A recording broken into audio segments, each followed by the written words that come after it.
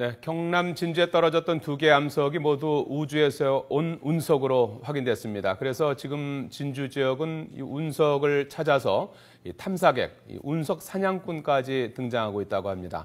이 암석을 운석으로 감정평가한 전문가 연결해서 얘기 나눠보겠습니다. 서울대학교 지구과학교육과 최변각 교수 연결됐습니다. 최 교수님 나와 계시죠? 네, 안녕하세요. 예, 최변각입니다. 예, 전체적으로 이 판정하는데 한 1, 2주일 걸리신 건가요?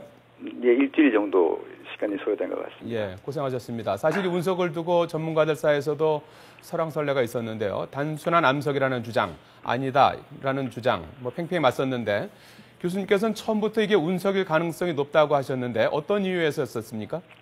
글쎄, 제가 봤을 때는 운석이 대기권에서 모두 소멸된 것 같다는 초기 추정이 있긴 했지만은 주장이 서로 팽팽히 맞섰다는 건 조금 과장된 표현 같고요.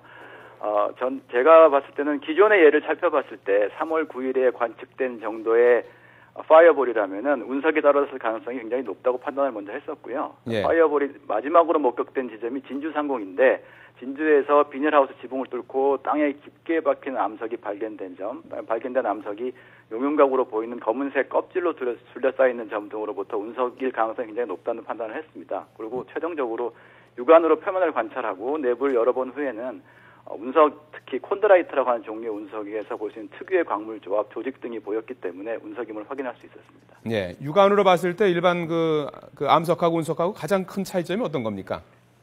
일단 쉽게 볼 수 있는 것들은 검은색 껍질이 표면을 둘러싸고 있거든요. 대기를 예. 뚫고 들어올 때 녹았던 마지막 액체가 붙어 있는 검은색 껍질인데요. 그게 가장 쉽게 일반인들이 구별할 수 있는 특징인 것 같습니다. 지금 화면에 오디너리 콘드라이트라는 이제 운석이죠. 네. 지구에서 날아오는 이제 운석의 대부분이라고 하는데 네. 이제 그만큼 이제 조금 이제 그 운석치고는 좀 흔한 운석이라고 봐야 되는 겁니까? 그렇죠. 지금 현재 떨어지고 있는 운석 중에서는 가장 많은 종류의 운석이 오디너리 콘드라이트입니다. 예, 지금 1g에 $5 정도에 거래된다고 하는데 경제적 가치에 대해서 관심들이 많은 것 같아요. 이번에 그 운석 같은 경우에 어느 정도 경제적 가치가 있다고 보시는지요? 그래서 운석의 경제적 가치라는 거는 운석이 거래가 되고 있기 때문에 형성이 되는 건데 운석을 거래하는 이유는 학술적인 가치가 높다는 점 하나랑 그다음 수집가들이 이제 기념을 위해서 보관하는 건데요. 그래서 국제적인 가격 시세가 형성이 돼 있고 국내에 떨어진 진주 운석 같은 경우도 국제적인 시세에서 크게 벗어나는 범위에서 경제적 가치가 걱정될 것 같지는 않습니다. 예.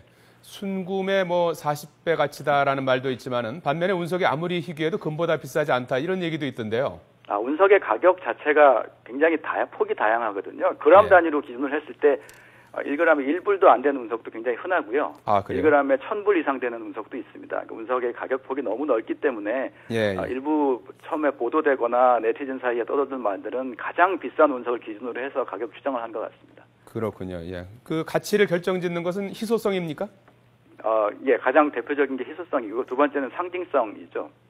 예를 들어서 달에서 온 운석이라고 하면은 달은 누구나 볼 수 있는 곳에 있으니까 현실감이 좀 있지 않습니까? 그런 면에서 좀 가격이 높게 책정되는 것 같습니다. 예. 지금 실제로 진주 지역으로 이 운석을 찾으려는 탐사객들이 몰리고 있다고 하는데요. 이 운석 로또를 찾으려는 심리인데 이건 어떻게 보시는지요? 글쎄, 운석이 더 있을 가능성은 있습니다. 근데 발견이 그렇게 용이한 건 아니기 때문에 가시는 분들 아마 대부분은 소득 없이 돌아오실 가능성이 크고요. 그래서 너무 큰 기대는 안 하셨으면 합니다.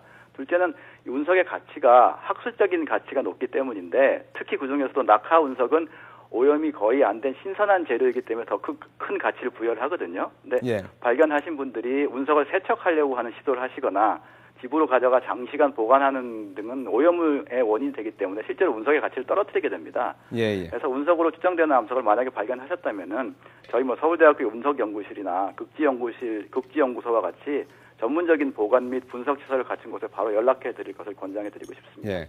우리나라에서 운석이 발견된 게 이제 71년 만이라고 하는데요. 비단 이제 금액뿐 아니라 학술적으로 이제 의미가 있지 않겠습니까? 네, 물론입니다. 모든 운석은 다 학술적인 가치를 가지고 있습니다. 근데 운석의 종류가 너무 다양하다 보니까 우리 서로 다른 종류의 운석들이 우리에게 서로 다른 이야기를 해주고 있을 뿐이라고 생각할 수 있겠습니다. 특히 이번에 발견된 콘드라이트는 태양계 생성 초기의 환경을 연구하는 데 있어서 매우 중요한 시료라고 생각할 수 있겠습니다. 예. 그렇다면 이번에 진주 운석들은 어떻게 되는 겁니까? 저기 처음에 발견한 사람의 소유가 되는 겁니까? 우리는 전례는 없긴 하지만 국제적인 예나 지금까지 해석으로 봐서는 자기 땅이나 토지에서 자기가 발견한 경우에는 발견자의 소유가 되는 게 맞는 것 같습니다. 예. 알겠습니다. 만약 그분이 이제 갖고 가겠다거나 운석 수집가에게 판다고 하면 연구 기회를 놓치는 건 아니겠습니까? 물론 그렇죠. 그래서 저의 운설 연구하는 제 입장에서는 운석 연구 기관이나 아니면은 국립자연사박물관 같은 곳에서 구입해서 연구나 전시용으로 활용했으면 하는 바람이 있습니다. 예, 알겠습니다. 진주 운석을 감정 평가한 서울대학교 지구과학교육과 최변각 교수로부터 말씀 들어봤습니다. 도움 말씀 고맙습니다. 네, 감사합니다. 네.